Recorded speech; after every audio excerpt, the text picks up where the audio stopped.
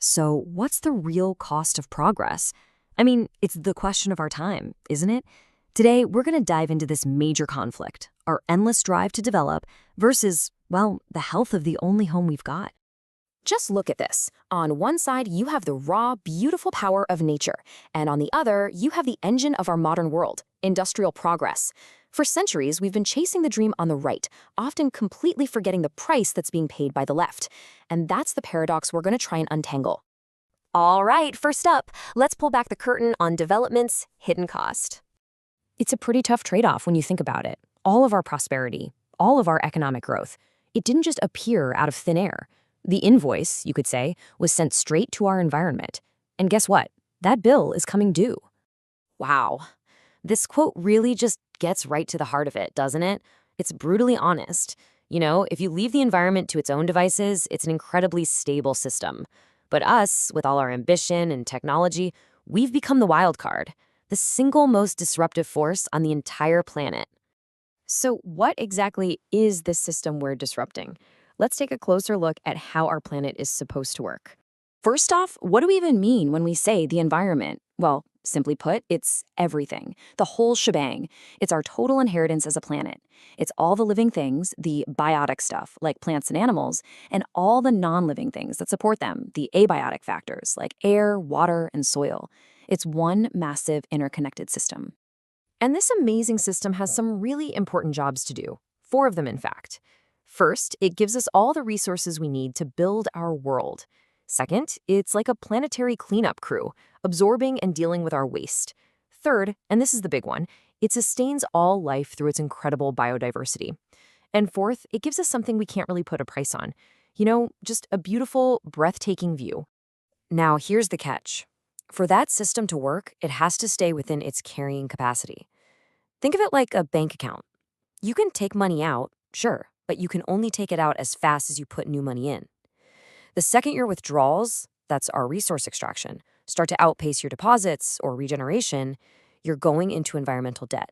And there's another limit too. It's called absorptive capacity. This one's kind of like your kitchen sink. It's got a drain, right? It can handle a certain amount of water. But if you turn the faucet on full blast and just leave it, that drain can't keep up. Pretty soon, the whole sink overflows. And that is exactly what happens when we generate more waste and pollution than the environment can naturally absorb. You know, for most of human history, we actually lived within these limits. We were in balance. But then, something changed, big time. Which brings us to the moment the whole system broke. This was the turning point, the great reversal.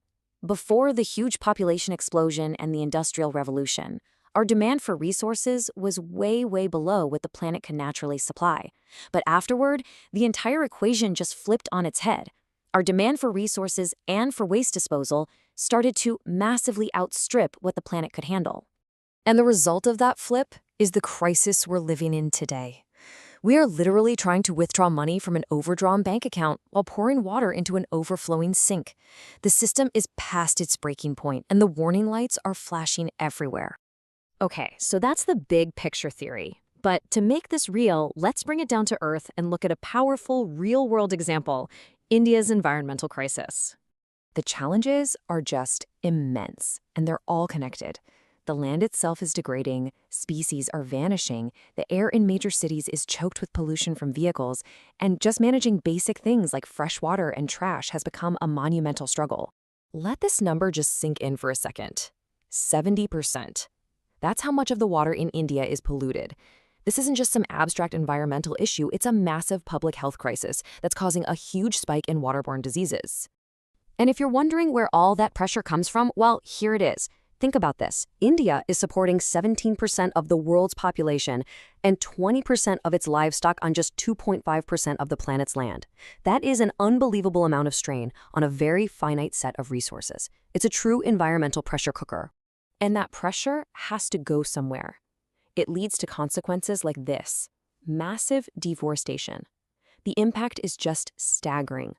5.3 billion tons of precious topsoil are lost to erosion every single year.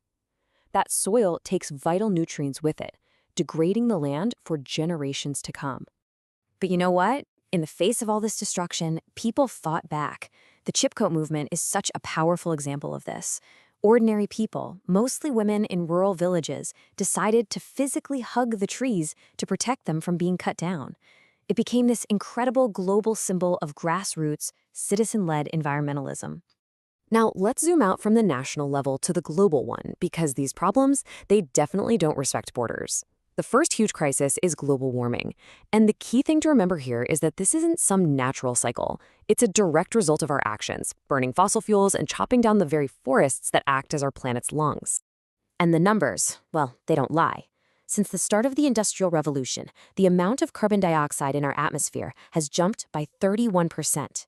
And methane, which is an even more potent greenhouse gas, has skyrocketed by an incredible 149%. The second major global threat is ozone depletion.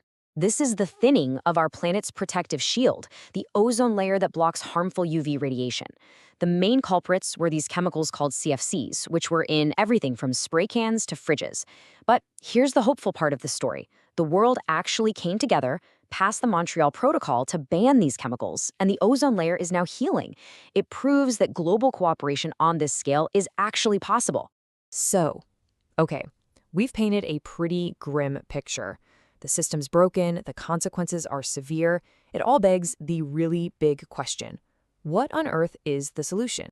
The answer, in just 2 words, is sustainable development.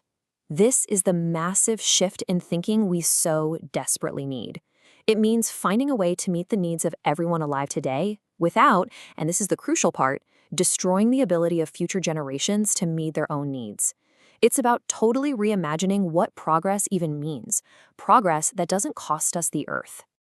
And that leaves us right here with the ultimate question. This is the challenge that's going to define our century. How do we develop without destroying our home?